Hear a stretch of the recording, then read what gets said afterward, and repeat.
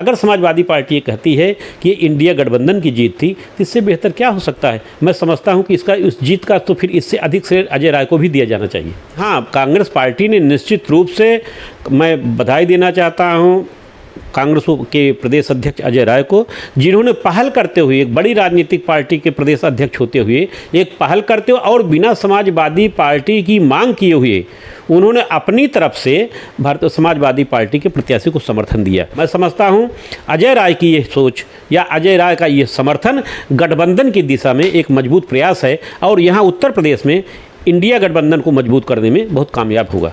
हमारे साथ बात करने के लिए वरिष्ठ पत्रकार सुरेश बहादुर जी हैं। सर, घोसी के उपचुनाव का परिणाम आ चुका है, कैसे देखते हैं इस परिणाम? देखिए, घोसी के उपचुनाव से एक बात बहुत स्पष्ट हो गई है कि अब जनता दल बदलुओं को पहचान गई है।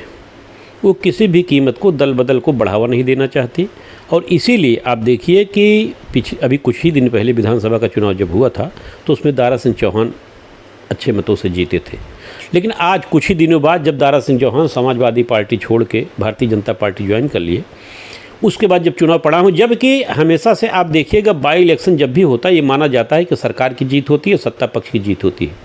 उन सब के बावजूद दारा सिंह चौहान चुनाव हार गए।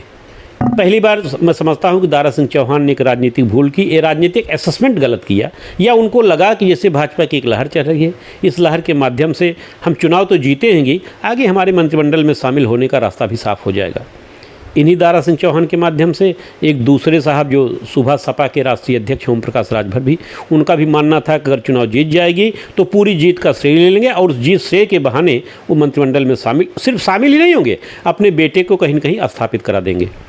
इस चुनाव परिणाम ने कम से कम इन दो महत्वाकांक्षी व्यक्तियों का तुरंत इनका जो है मानमर्दन कर दिया है, इनके घमंड को बिल्कुल चूर चूर कर दिया है और जनता को भी ये सबक दे दिया, प्रदेश की सरकार को या राजनीतिक दलों को भी सबक दे दिया है कि हमारे यहाँ दल बदलुओं की कोई जगह नहीं है।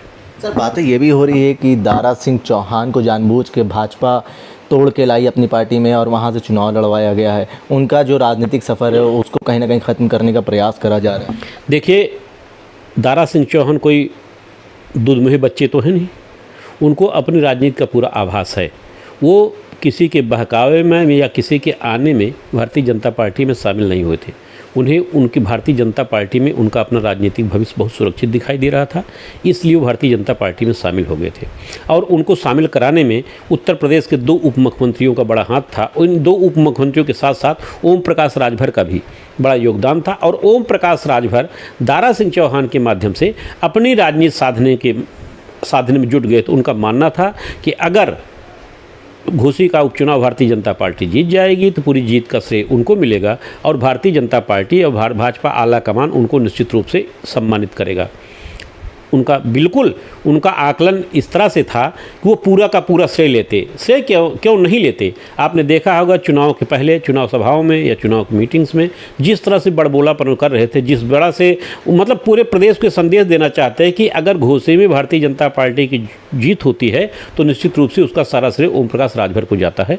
जनता ने उनका बिल्कुल घमंड चूर कर दिया है। अब भारतीय जनता पार्टी को सोचना पड़ेगा कि वो राजभर के बारे में कोई ठोस फैसला करे। क्या फैसला करेगी, ये भारतीय जनता पार्टी को सोचना कम है। जो ओम प्रकाश राजभर अभी तक अपनी शर्तों पर समझौता करते थे या अपनी शर्तों पर किसी पद की मांग करते थे, मैं समझता हूँ कि अब उनकी शर्तों पर कोई समझौता नहीं करेगा। वो बिल्कुल उनकी एक दीनहीन की स्थिति होगी। अगर भारतीय जनता पार्टी उनको चाहती है, कहाँ किस तरह से उपयोग करना चाहती है, कहाँ कहाँ से रखना चाहती है, तो निश्चित रूप से उनका फैसला अपना होगा, भारतीय जनता पार्टी का होगा। लोकसभा चुनाव से पहले 42,000 से ज़्यादा वोटों की जीत इंडिया गठबंधन की, कैसे देखते हैं इसको? क्या लोकसभा चुनाव में आपको आगे नज़र आ रहा है? देखिए, मैं इसको गठबंधन में तुलना नहीं, ये एनडीए वर्सेस इंडिया का गठबंधन नहीं था। इसको इस तरह से एक उपचुनाव को 2 गठबंधन के बीच में नहीं देखा जाना चाहिए। गठबंधन जो इंडिया और इंडिया का गठबंधन है वो लोकसभा, अभी तक तो इंडिया का गठबंधन यूँ कहिए कि फॉर्मेट भी उसका तैयार नहीं हो पाया है। ये हाँ, कांग्रेस पार्टी ने निश्चित रूप से, मैं बधाई देना चाहता हूँ कांग्रेस के प्रदेश अध्यक्ष अजय राय को, जिन्होंने पहल करते हुए एक बड़ी राजनीतिक पार्टी के प्रदेश अध्यक्ष होते हुए एक पहल करते हुए और बिना समाजवादी पार्टी की मांग किए हुए उन्होंने अपनी तरफ से भारतीय समाजवादी पार्टी के प्रत्याशी को समर्थन दिया।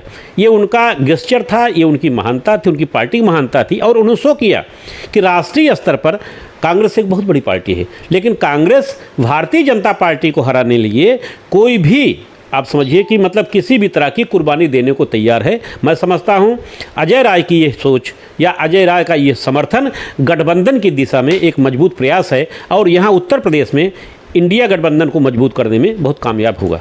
लेकिन समाजवादी पार्टी तो सर कह रही है कि लोकसभा चुनाव से पहले इसको सेमीफाइनल माना जा रहा था लोकसभा चुनाव का, और अब जो ये जीत है वो इंडिया गठबंधन की जीत है।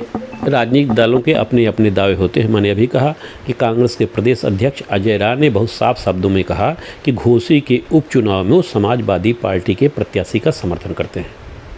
उन्होंने एक पहल की, उन्होंने एक बताया लोगों को ये गठबंधन को मजबूत करने की दिशा में एक प्रयास था। और अगर समाजवादी पार्टी मानती है, अगर समाजवादी पार्टी ये कहती है कि ये इंडिया गठबंधन की जीत थी, तो इससे बेहतर क्या हो सकता है। मैं समझता हूँ कि इसका इस जीत का तो फिर इससे अधिक श्रेय अजय राय को भी दिया जाना चाहिए।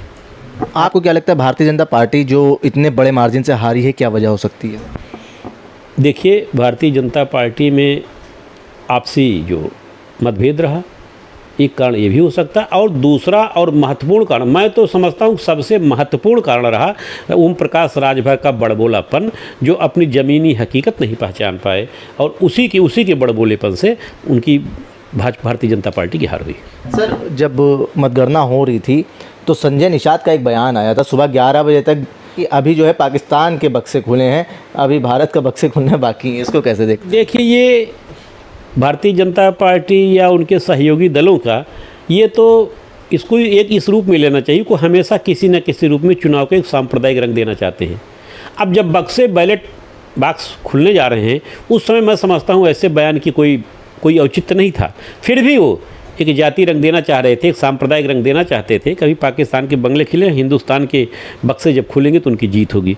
अब दोनों बक्से खुलने के बाद जब मिलाए गए तो मुझे लगता है कि एक गठबंधन की जीत हुई।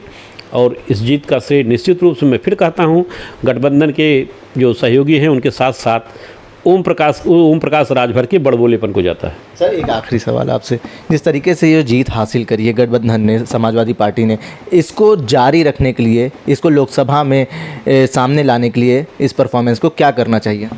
देखिए, जहाँ तक लोकसभा का चुनाव है, ये निश्चित है कि इंडिया गठबंधन जो है वो चुनाव लड़ेगा एनडीए से। अच्छा, इसमें सबसे बड़ी भूमिका मैं कहता हूँ कि जो राहुल गांधी जी की है।